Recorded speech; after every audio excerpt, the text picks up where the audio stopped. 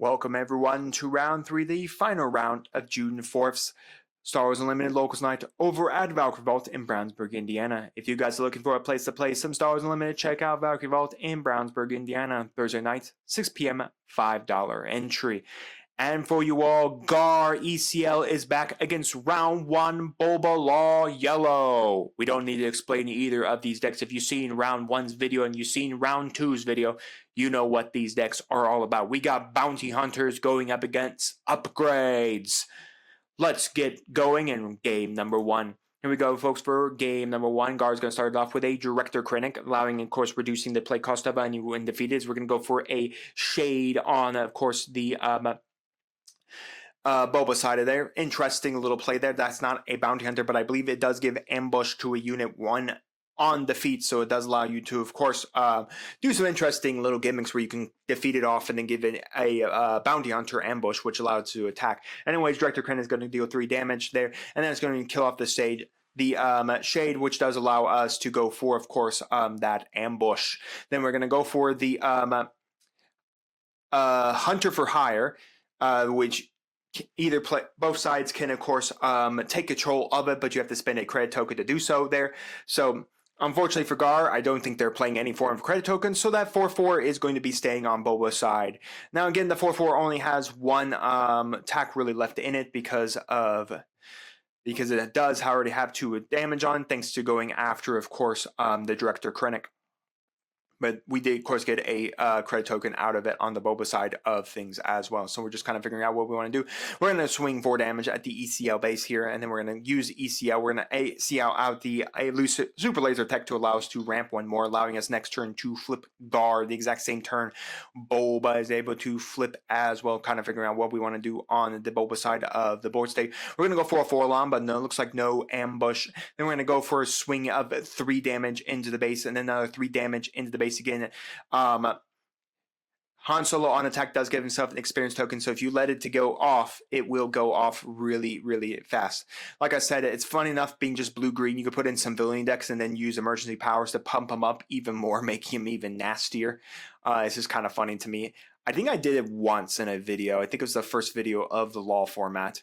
So anyways, we're going to go for a 𝐒𝐍𝐶𝐘𝐒 to immediately be able to gain ambush here. So we're going to decide on what we want to do. It does have Saboteur as well, so we're going to be able to then trigger the 𝐒𝐍𝐶𝐘𝐒 effect to be able to ping off the shield there, and that's immediately be able to kill off, of course, the Han Solo here because of Saboteur. Yes, we're just pointing out that there is Saboteur on that 𝐒𝐶𝐘𝐒. Again, 4-alarm gives all 𝐒𝐶𝐘𝐒s ambush.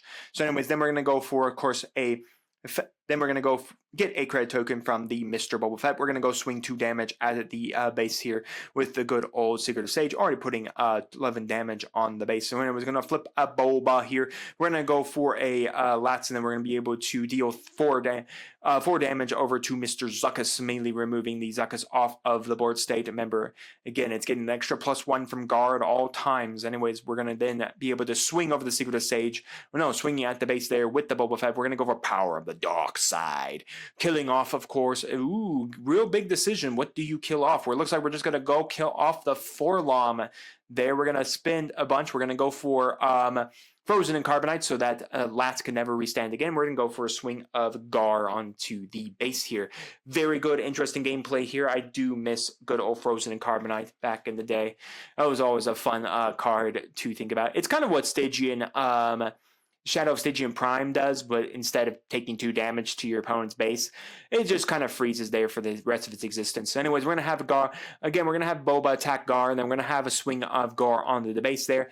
And then looks like we're going to go for 4-alarm. 4-alarm is then going to be able to go for its effect to allow Boba to swing into the attack there, killing off the Gar Sacks and knocking them both out. And then, of course, Boba don't think can actually recognize for the credit token there. And then we're going to go for a Rival's Fall to immediately knock out the 4-alarm and then swing 2 damage with the Secretive Sage as well. So very interesting. Both sides have burnt through, of course, their leader activations as well. So it'd be very interesting to see what will happen here. But there was a Rival's Fall as well. Again, like I said, I miss cards that could just immediately murk leaders off the board state. Anyways, we're going to go for Back by the Huts to immediately kill off the Secret Sage because we do 2 damage since we have 2 credit tokens. We're going to go for an Axe Wolves, really dangerous there. Now, mentioning that 𝐂𝐓𝐾𝐒 gets a +1 for each upgrade attached to him as well. Then he gets Gar's +1 as well. So then we're going to go for another Lats, and then we're going to use the unique trigger ability there to kill off the one with the Frozen and Carbonite attached to it. So that will mainly allow us to get an experience token. Again, nothing you can really do with her effect, so no target to really deal damage to because there's nothing on our opponent's board state. So far the Gar player has been able to keep the board under full control, but I think this is going to be Cad Bane. Cad Bane's going to come down and he's going to steal both 𝐒𝐓𝐾𝐒 and good old Lats there. So that's going to be both of those units gone. So do we have any way to kill Cad Bane off the battlefield, or are we going to be having to deal with a 7/7 for multiple turns here? So it looks like we're going to be tapping forward. We're going to go for the shuttle, ST49 Krennic's personal shuttle, coming in with a shield token, being able to deal, of course, 4 damage in space now. So anyways, we're going to go for the follower of the code there, and of course the far off reach of my the board, on of course the far off reach of the mat there, and the glare of my camera. So just kind of figuring out what we want to do now. So anyways, we're going to go for Han Solo. Han Solo coming down with, of course, a shield token, and that's going to be a claim on the Boba side of the battlefield. So, no way to get rid of the Cad. You definitely wish you had the power of the dark side there, because you could have the power of the dark side and killed off the Cad Bane and rescued both your guys. Now, while neither come in upgraded, coming in with their upgrades, anything like that, but it does mean that your opponents spend a whole bunch of power for kind of nothing. So we're just kind of figuring out what we're going to do here. Backed by the Hutts, being able to do 2 damage or something on this battlefield. So anyways, we're going to just knock out the shield off of the shuttle there. Then we're going to go attack with Han Solo, and then we're going to ping. We're just kind of deciding on what we want to do here. So it looks like we're just going to go swing all 4 of that damage into the base there. And then, of course, we have the shuttle 3 damage as well to come in. So anyways, we're going to hit the Han Solo for 2 there. Knock out the shield. Technically, that follower of the code should be dead. Anyways, we're going to go for OB. We're going to knock out both of those things. Again, once again, the follower should be 100% dead here because, well, the Han Solo should have killed it. Because, again, on attack, it would have dealt back 3 damage. Anyways, we're going to just kill off the Solo, and then our opponent is going to be able to rescue one of them. But, again, that does give 2 draws to our opponent of the Cad Bane player. Again, they could just ignore it if they wanted to. So, anyways, they're going to rescue the 𝐒𝐓𝐾𝐒, but does not come in with any upgrades attached to it. So, anyways, we're going to then swing in for 5 damage with the shuttle itself. Actually, 6 damage, by the way, because it should be getting the Gar's +1/+1. The Gar's +1, because it does technically... No, that's not an upgrade, right? That's just a +2/+2. Anyways, but then we're going to go for the 𝐒𝐓𝐾𝐒 to bounce back the 𝐒𝐓𝐾𝐒, and then we're going to, of course, play the 𝐂 Black Sun Patroller, and that will be it. Apologies, that was on me. That was incorrect damage from the shuttle. I almost gave the shuttle an extra token. OB just gives a +2/+2. That is not 2 experience tokens. That's just a standard +2/+2. So it does not give it any form of a upgrade to the shuttle. So anyways, we're going to go for OB to immediately be able to murk off the Jump Master and then be able to then use the rest to hit for the Black Sun Patroller for 1 here. Just kind of deciding what we want to do here. We're going to go for a Haymaker that does allow it to hit for... Haymaker has to actually... Right, Haymaker has to do it in the arena that the unit is attached to. So target tagger to attack for the damage here. And it looks like that is just going to be a scoop up there. That one should be going to a good old Gar Saxon because, again, the shuttle can't swing. Haymaker is very powerful, but Haymaker deals damage in the exact same arena. So what they tried to do there was Haymaker the Cad to then kill off the shuttle, which you can't do. Haymaker has to be in the exact same arena to the unit you're buffing. So they could Haymaker the Black Sun Patroller to then hit 3 damage to the shuttle, but that won't be enough to kill the shuttle. The shuttle will swing for 5, and it will win the game from then and there. So that means we're moving to all-important game number 2. Welcome everyone to game number 2. Both sides are finishing up their resourcing. Boba is starting off here with an Aura Sing. Apologies for my camera going out of focus here, as we're going to go for a Director Krennic on the Gar side, and it looks like then my camera is going to refocus once again here. So anyways, then we're going to go for the Axe forgets to bounce back the Director Krennic, again being able to bounce back anything that's 3 costs less. So anyways, we're going to go for Power of the Dark Side, immediately move off the Aura Sing, and that will be then a pass on both sides of the board state. Again, Boba Fett, it does still have the initiative here. Pretty interesting to go for that early of a Power of the Dark Side, but I guess removing 3 damage coming at your base, especially since you're only 25 health, isn't that bad. It also disrupts your opponent, forcing them to have to play a unit that potentially can't really do anything this turn here. So it looks like we're just going to got a hard pass and then just a claim on the Gar side, meaning that we have two people consecutively passing the turn, so meaning that we do move into the next regrouping phase. It's a very interesting mechanic. I stumbled into it my first time joining a Star Wars Unlimited Locals, that mechanic as well, of if you soft pass and then your opponent claims, you technically move on to the next regrouping phase. So anyways, we're then going to go for a Frozen Carbonite onto the Han Solo there, so the Han Solo just can't get out of hand in any form or way. But is that the best object for a Frozen Carbonite? I don't know, as we're going to go for an Axe of Wolves coming down, as well as we're going to go for a Shade, and then we're going to go flip the Boba, and then we're going to swing into something here. The Boba technically can't kill either, so it's just going to be, it looks like 4 damage coming at the base there. Yep, 4 damage to base, as my camera has decided that focusing doesn't matter anymore. Again, apologies, I don't hover over my camera 24/7 to make sure she's staying in focus, but she's focused enough to where we can recognize a lot of the cards coming down onto the battlefield here. Now again, Gar does allow itself to flip this turn as well. We still haven't burnt ECL yet, so we still have the ability to go for an ECL play if need be. But as a reminder, remember, if Shade does die, it does give the next unit, our Boba player does gain ambush from that one. So this one's going to be interesting to see what now happens here, because we do have both the Boba and the Shade, as well as an Axe Wolves dealing 4 damage back, because again, getting its own +1/+1, as well as Gar's +1 on the attack. So anyways, we're going to go for a Mastery, reducing its play cost by 1, because it is attached to a unique unit, and then Axe Wolves will get another +1/+1 there, because again, it just recognizes the upgrade attached to it as well. So our opponent is just pointing out all the damage it does throw back at any attack it does deal with. So anyways, we're going to go swing. We're going to go for, it looks, actually I have no idea what that is. It's not Let's Talk. There's no way that's Let's Talk. Oh my goodness, what a interesting play. That is, it's not Choose Sides, it's the credit token creation one. Oh my gosh, I don't remember the name of it, but you swap what Choose Sides does, and then whoever got the least amount of unit gets technically a gets to have a credit token. So anyways, we're going to go for then a timely intervention to timely intervention, a super laser tech, so that way with the super laser tech can go in and swing and die and resource itself.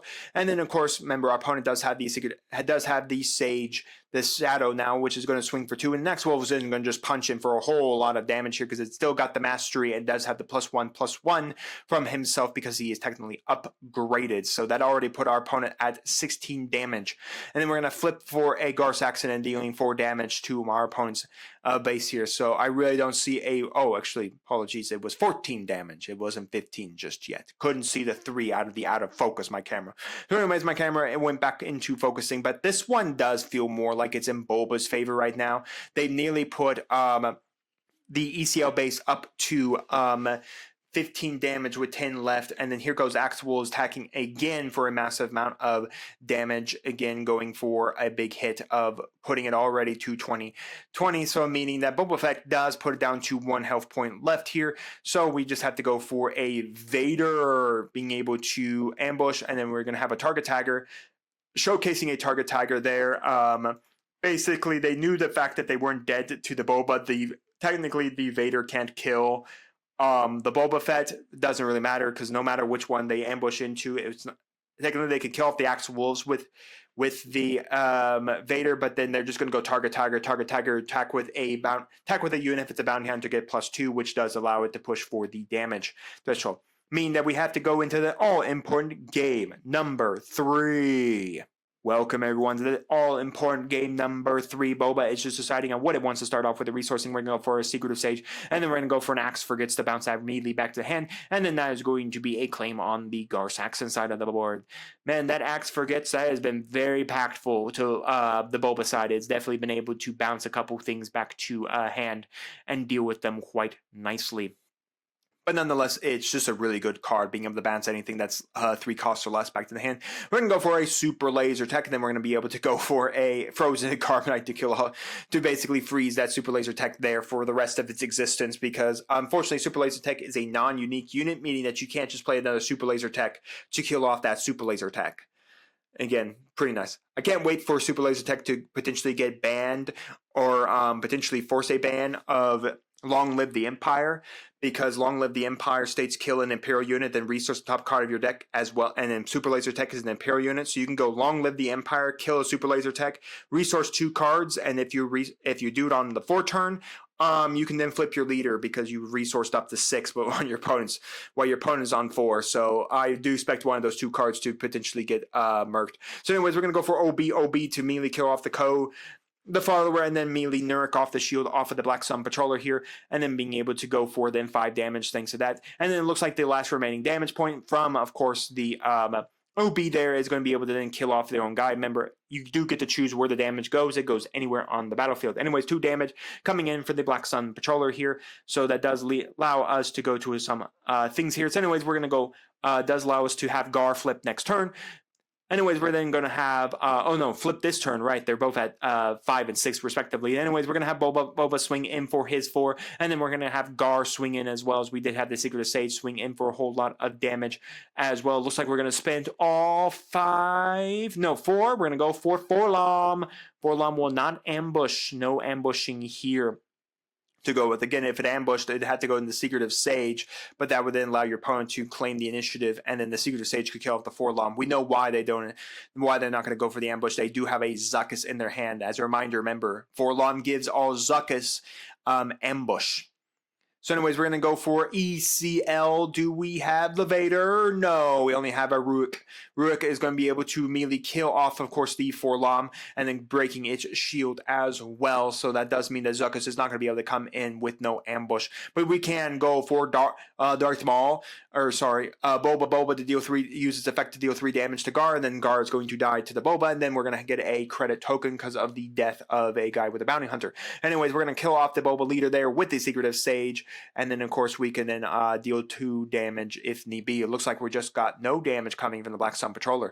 So it looks like it's a pretty close one right now. Again, Boba has more damage on their base than Gar does, but that can easily be swapped any minute of the game state here, as we're going to go for Boba is immediately going to be able to kill off both of those, immediately dealing 3, using its effect to deal 3 damage. Timely intervention. We're going to go for Darth Vader, giving shield and then ambushing and then killing off, of course, the Boba there. Really nice play overall. We're going to go for a second copy of Frozen Carbonite to freeze at Vader, just so that it doesn't be able to swing for any form of damage. We're going to go for a Shade as well, allowing the next unit when died, giving an ambush for the turn there. Again, it does suck that we had to use a Timely Intervention to get that out, but again, being in Timely Intervention was also one of those really good cards. Again, it had the smuggle mechanic as well, so you could smuggle it out to play it. Now, I think they're playing it for its natural 1 cost out of the hand, because smuggle has to pay for 2. So meaning that this Vader would have to cost you 8 resources if you wanted to smuggle out Timely Intervention. But technically, you could smuggle out Timely Intervention just so that you could use its effect as well. I do miss that card 100%. We're going to go for an 𝐒𝐻 coming down to the battlefield again, being able to deal 4 damage on the attack here. So this Shade is going to attack the base here, putting it up to another 2 damage on there. Then we're going to go for a Director Krennic for when defeated stuff. Then anyways, we're going to go for the higher guy. Then we're going to be able to give him condemn. We're going to condemn him, and then we're going to go for the 𝐒𝐻 to bounce back 𝐒𝐻. That's hilarious. We have 𝐒𝐻 bouncing back 𝐒𝐻 there. Then we're just going to go for a pass. There's my camera has now decided to die and not understand any aspect of how to focus. Anyways, we're going to have the Director Krennic swinging in for 3 damage. We're going to go for McClunky, being able to do 2 damage, bouncing back, of course, the higher back into the hand there, because it does have the Underworld tag. We're going to go for 𝐒𝐻 yet again, trying to get this 𝐒𝐻 to stick on the battlefield here. So just kind of figuring out what we want to do here with the Shade. We could swing it in and kill it off on the Vader, allowing us to play the next card we played for the turn, giving an ambush for the turn, which could be pretty interesting. You could ambush like the higher into the battlefield there. Well, no, we're just going to play the higher for its normal cost here. We're going to go for a 𝐿ATs, and then we're going to be able to kill that off because of the extra +1 thanks to the Gar section. Seeing that upgrade, again, it does give it all that. And then we're going to go for the Shade into that, immediately killing off, and the Shade's going to be able to then allow for an ambush of good old 𝐒𝐍𝐾𝐒. So where does 𝐒𝐘 want to go? Ambushing. It looks like we're just going to go kill off the 𝐒𝐻 here, taking back 4 damage, because again, the 𝐒𝐻's effect that does have Saboteur, so 𝐒𝐻 technically should be dead there. We did finally correct that. 𝐒𝐻 is dead. So anyways, we're going to then kill... Oh, actually, no, it'll be 2 damage because technically on the swing, the shield token is destroyed because of Saboteur's effect. So I'm not sure if that's triggered or not. I don't know what exactly it is. As we see a secondary could then come flying out of the hand there on the Gar Saxon side. We're going to go for a 4-LOM ambushing and killing off, of course, Director Krennic there. It did have 2. I thought the Saboteur destroyed the shield token before damage was dealt. So anyways, coming down, killing off Director Krennic. Then we tap to creating that credit token. We got Power of the Dark Side. That's just going to kill off the Zuckuss there because there's no point in keeping the goddamn Zuckuss on the battlefield anyway. Then we're going to go for Aura, and then we're just going to pass from there. Very interesting gameplay we got here as we go for a contraband. As we go for the Jump Master coming down the battlefield there. But man, oh man, this one has been a very interesting game number 3. I don't even know who's really in charge here, but Boba definitely has felt in charge 100%. We're going to go for a timely intervention. We're going to go for a Lord Vader. We're going to use Lord Vader's effect to give a shield to the Jump Master. Then we're going to ambush it into the 4-LOM. That's going to be able to kill off the one with the Frozen and Carbonite attached to it. Is we're going to have the Aura Swing in for an attack there. And then that's going to basically be probably a claim on the Gar Saxon side of it there. As we're going to go for, now there are 2 of them to bring out Cad Bane. And Cad Bane's going to steal Lord Vader. Oh my goodness, who would have thought? That doesn't sound like anything I knew from the Star Wars lore. Cad Bane taking Lord Vader. Anyways, still a very good card. Anyways, we're going to go for Rival's Fall to bring back the Vader back to the hand there, killing off the Cad Bane.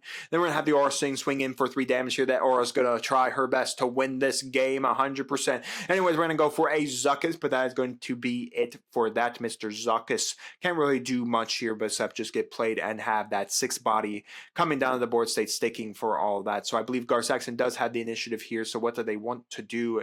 Trying to deal with this board state in all its capacity, because you are taking 9 damage this coming turn. So anyways, we're going to have the Aura Sing get killed off by the Boba, by the Vader there. We could have had, I think the Vader deals 6 damage back, so we could have had it kill off the Zuckuss. So anyways, we're going to go for a Black Sun Patroller into the sky there, just being able to give us a little more damage now in space.